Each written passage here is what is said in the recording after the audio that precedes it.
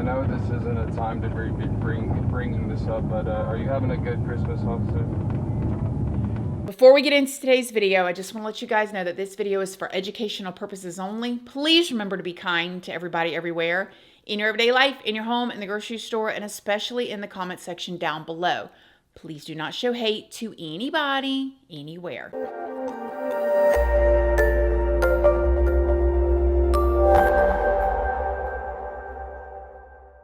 So good morning, good morning, good morning. How is everybody doing today? I hope you all are having an amazing day. I hope you all had a wonderful week. Hope everybody is feeling good. So in today's video, we're going to be talking about a situation that happened not too long ago with some teenagers, and we're going to be talking about medications and black box warnings. And I'm pretty sure some of y'all are going to learn some things that you did not know before in today's video, so stay with me. Before we get into it though, I did want to let you guys know, if you don't already know, hi, my name is Christina. I do have a second channel, which is Casually Christina. We just do things more casually over there. I also have a Patreon. My Patreon's for 18 and up, and over there we talk about more personal stuff. We go live over there. There's a $2 tier for all the true crime stuff that cannot go onto YouTube due to their terms and policies. That goes over on my Patreon under the $2 tier. Just make sure you read the full about section and what each tier offers before you join. I'm also on Facebook, Instagram, Snapchat, and Like to Know It. And Like to Know It is a platform where you can find links to a lot of things that you guys ask about and that I love and that I use. Everything from skincare, makeup, hair care, this top, this chair, all kinds of stuff that y'all ask about or that I want to link over there. I do. And all of those platforms are linked down in the description box if you would like to come and check me out. Okay, so have you ever heard of a medication having a black box warning? I know I have, and you know it, and you hear it, but do you really know what's going on with that? Because a black box warning, by definition, is the most stringent safety advisory required by the US FDA, the Food and Drug Administration, for prescription medications. It appears as this bold black bordered notice on the label, and it indicates that the medication carries serious life-threatening adverse reactions, which is supposed to alert healthcare workers and patients of these dangers. Now, black box warnings were first implemented back in 1979, and statistics say that about 40% of Americans have received at least one medication that has a black box warning. But let's be real here. How many people, how many of y'all, myself included, actually pull them daggum inserts out and read them and read all the adverse reactions that comes with the medications that you take, even if it's a Theraflu, a Tylenol, or anything?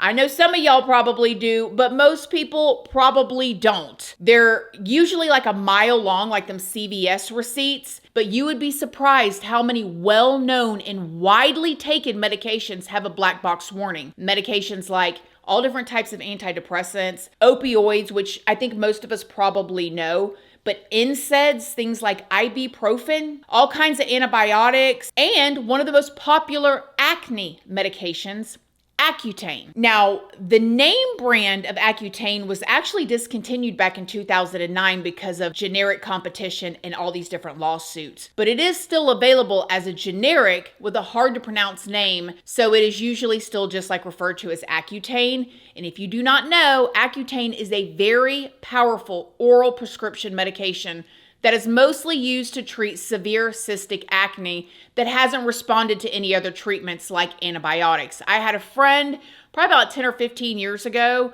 who told me that she was on Accutane when she was younger and she couldn't go out in the sun. Her mom always had hats on her and long sleeve shirts with the sun or something like that. I mean, everybody reacts differently, but this is a very, very powerful medication used to treat acne.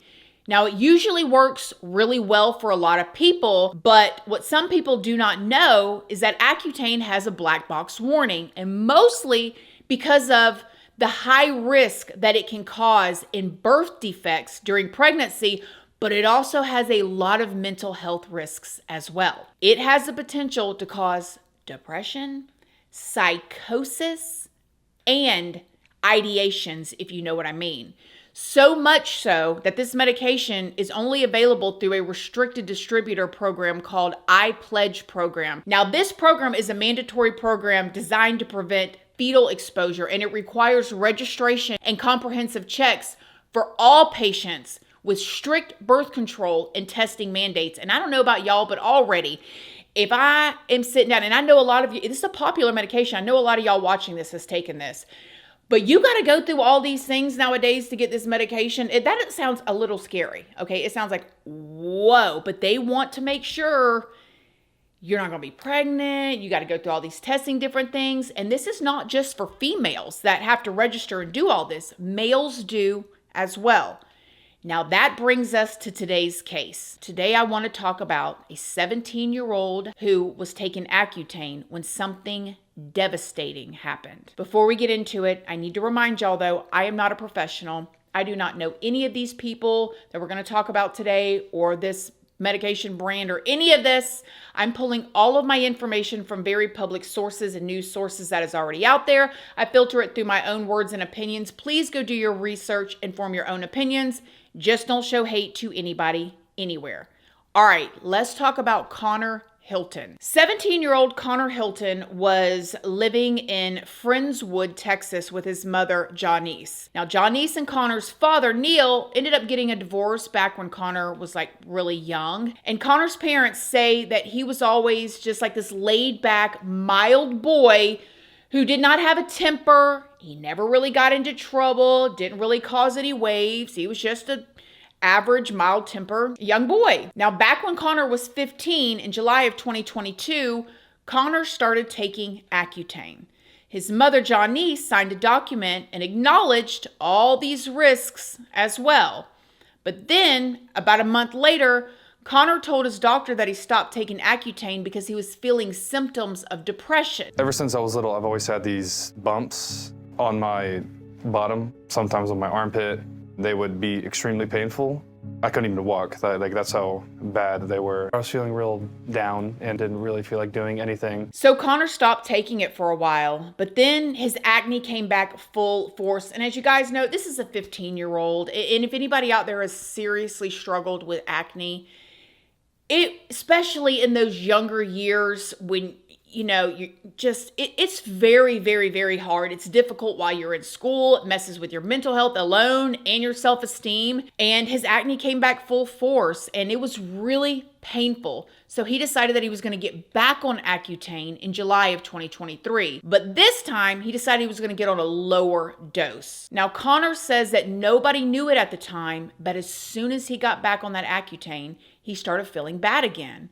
One night, Connor invited some friends over, 18-year-old Ethan Riley and 19-year-old Benjamin Bleak. Sadly, Ethan and Benjamin had no idea what they were walking into when they got to their friend Connor's house. That night, on December 23rd of 2023, officers responded to reports of at Connor's home. Friendswood 911, what's the location of your emergency? Right on South Street. I heard 2 guns fired. Please hurry. Those are my friends. I think the killer's still in the house. I don't know. He's my friend now. The one with the what's his name?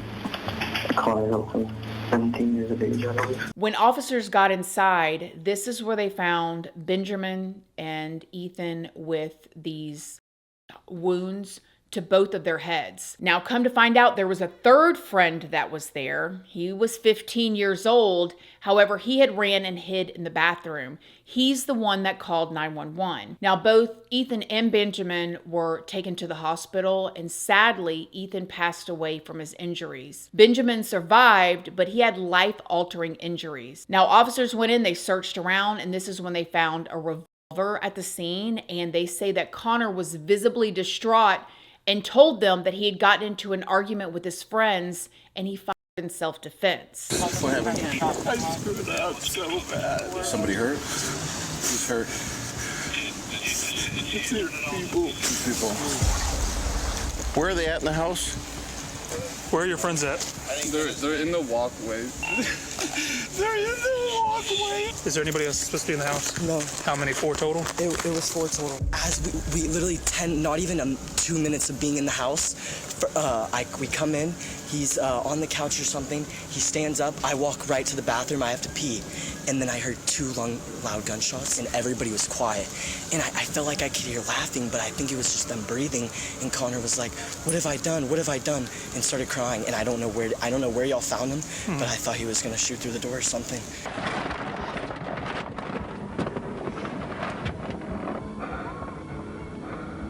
we got into an argument. Okay. And Ethan tried to come at me, and he tried to come at me, and I freaked out, and he tried to grab for my throat.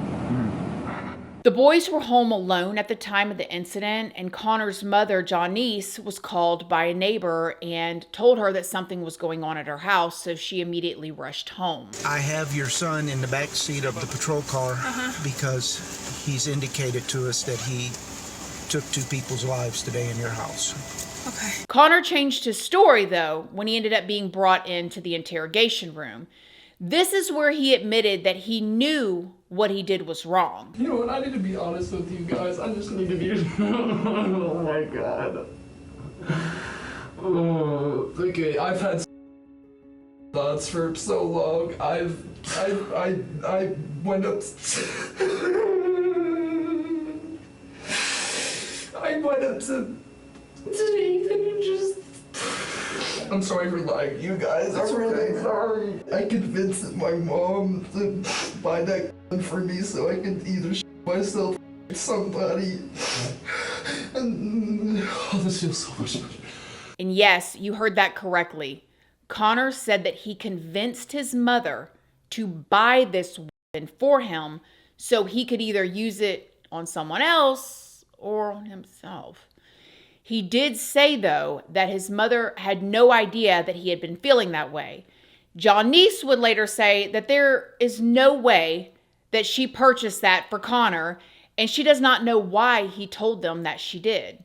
Now, regardless, this weapon was purchased not even 2 months before this incident happened. Connor didn't stop there, though. He kept talking. Was it something you felt you had to do to be able to get this pressure off of you? Yes, you said it right there. Those are the exact words. I know it's gonna sound really like psychopathic and just like straight up disgusting. It's weird, but the idea of is just super interesting for me. I don't know why. I don't know why it is. I don't know why. Thought it was risky to either shoot through the door or go because he locked the door. Okay. And I'm really glad. I'm so glad that he closed the door and I didn't kill him. What I did was wrong. I need to do the punishment. I know that. But I also need help. I need some help. Those investigators would later say that that was probably one of the most honest interviews that they had ever done. Connor was then arrested and initially charged with 2 counts of aggravated assault with serious bodily injury. His first night in jail, Connor made this call to his mother. Mom, I need help. I need mentally help. I know, sweetheart. It's okay. We'll get it for you, okay? I did a very bad thing. And then Connor ended up being released on bond. It was Christmas Eve. But once Ethan passed away that night, one of Connor's charges was upgraded to. Now, even though Connor was 17 at the time of the incident, he was then charged as an adult. The SWAT team went out to Connor's house and they rearrested him. Where's he at? There, he's right there. Hey. Hands. Show me your hands. Turn around, face away from me. You're under arrest for murder, okay, bud? Alright, come on, bro. May I give him a hug? Sure. No hugs? No, Connor. Go. Let's go. No hug? Hey, we love you, Connor. Connor, we're working on it, okay? Yes. Be strong. Connor was then bonded out again, and he was put on house arrest before his trial. Connor's defense team wanted to introduce testimony at Connor's trial that would say because Connor was on this Accutane, it caused him to have these like ending himself or someone else types of thoughts. According to court documents, the day before the incident happened, Connor missed his daily dose of Accutane, so the day of, he ended up taking double. The defense planned to use Dr. Doug Bremer as an expert. Dr. Bremer is a professor of psychiatry and radiology at Emory University School of Medicine, and according to documents that Dr. Bremer believed, Connor became psychotic on this Accutane because he had recurrent like ending someone ideation that he was not able to get control of. Dr. Bremer said that those thoughts weren't happening before Connor started taking Accutane. Dr. Bremer even said that at one point when Connor got off Accutane, he no longer had those thoughts. But he says as soon as Connor started Accutane again, those thoughts came rushing back. I think he became psychotic on Accutane. Thoughts did not occur before he took Accutane. Now, the prosecution filed motions to exclude this testimony altogether. A judge ruled that arguments attributing the incident directly to the medication would not be admissible. This meant that Dr. Bremer was not going to be able to testify on Connor's behalf until after he was found guilty, meaning he could only testify during the sentencing phase. Now, this was a huge blow to the defense's case because it was their only plan or way to defend Connor. On top of that, according to the court documents, Connor's friends told investigators that Connor had said some pretty concerning things leading up to the incident. They said that Connor said things like one day he wanted to be important and leave a legacy. They said that he'd also make comments about ending people's lives. The investigators also looked into Connor's online activity, and they said that Connor downloaded multiple YouTube videos about ending other people. They said that his social media posts were about that as well, and they even said that just hours before the incident, Connor made a post with song lyrics that said, "One better run, ending plenty is so fun." The prosecution planned on using all of this against Connor. The prosecution even said that Connor had been prescribed Prozac months before he ever even started taking Accutane, which made them believe that Connor was like having some mental issues before he even started Accutane. Connor, however, claimed that he was only dealing with like normal teenage anxiety at the time. And I will say that Prozac seems to be prescribed very easily for a wide range of different things. This is not me attacking any medications or anything like that. I'm just saying like him saying that he was prescribed it for normal teenage anxiety could be true. I mean, I don't know. Now, again, all of this was to come out in Connor's trial. So in September of 2025, in exchange for a plea agreement, Connor decided that he would go ahead and plead guilty to and the aggravated one. As a part of this agreement, Connor was sentenced to 50 years in prison, and he had to waive his right to an appeal. It's my understanding you're here this morning to enter a plea on both of these charges. Is that correct? Yes, yes, sir. How do you plead to each of these charges? Guilty. After Connor pled guilty, victim impact statements were given before Connor was sentenced, and Ben, Connor's friend who survived, gave a statement, and so did Ethan's parents. First of all, stop sniveling, stop crying. You did this to yourself. And secondly,